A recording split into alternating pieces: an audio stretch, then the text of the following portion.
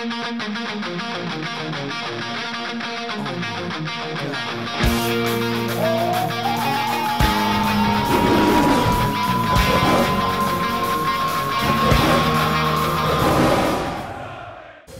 try and sum up what this week has been like, because obviously last weekend's result was incredibly disappointing for everyone concerned.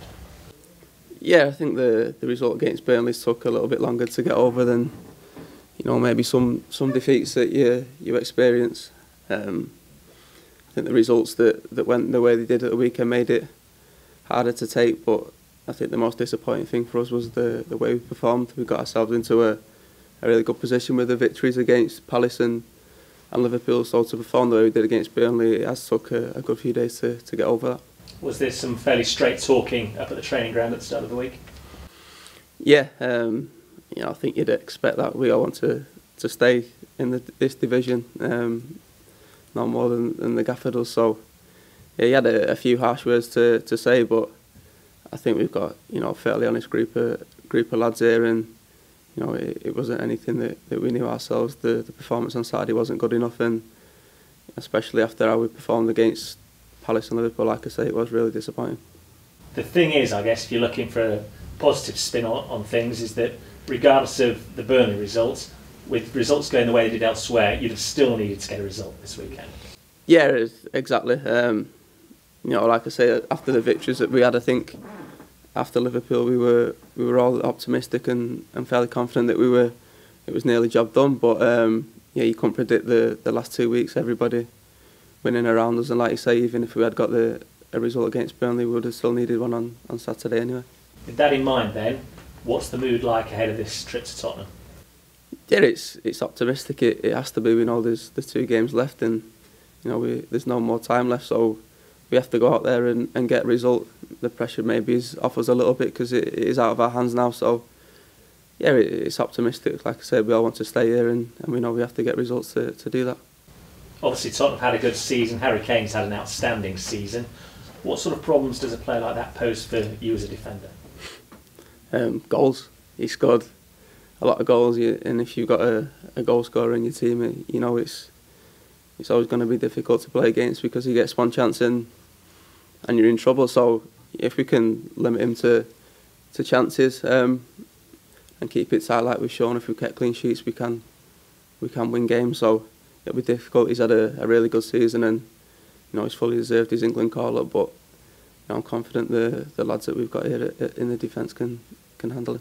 How do Hull approach this game? 'Cause it'd be very easy to go gun ho from the first whistle, but that also might be suicide in one term or another. Yeah, I think we've seen in the Arsenal game recently, we tried to frustrate them, but they seem to turn it around on ourselves. So yeah, it would be easy to go gung-ho knowing we need a result, but you know that could hurt us even more. And you know I think it's important that we get a result on Saturday and take it into the last day. Got to play smart football? Yeah, I think you always got to play smart football. It seems an easy thing to say, but you know if we do go there and make the game wide open, then it could be a long afternoon for us. So like I say, if we can keep it tight and keep a clean sheet, we've shown that we can win games. What does your gut tell you about these final 2 games? Is there still the genuine belief that you can turn it around?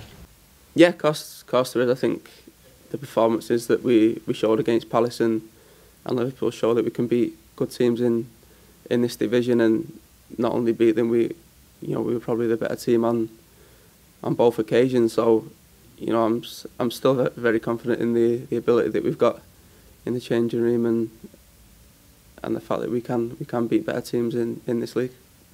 Thank you very much.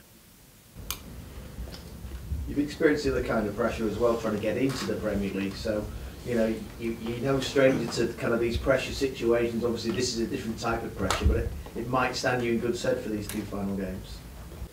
Yeah, hopefully. I think, you know, getting promoted to the Premier League, there was some games that involved a lot of pressure. You know, we handled some better than others that year. You know, we played in the cup final last year, which was probably the biggest occasion of many of our careers, but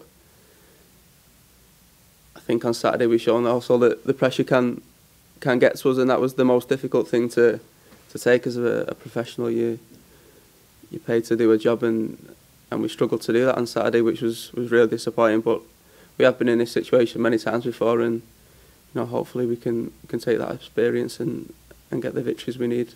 Well, lads like yourself who've been on the journey, you know how hard you've worked to get into the Premier League, so equally you're going to be doubly determined to make sure you don't give it up. Yes, certainly.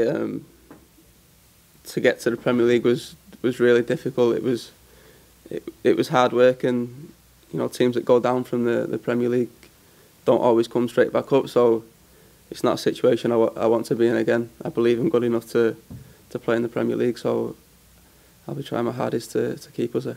I suppose it kind of focused minds last week. I know that Burnley were pretty much gone for a while, but officially they were down, against you, and you don't want those emotions that some of those guys on the field were feeling on Saturday.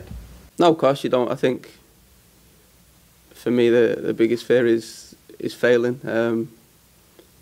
If you get relegated, you'll always have that to your name, and it's not something that I particularly want, and it'll be something I'll be trying hard to avoid.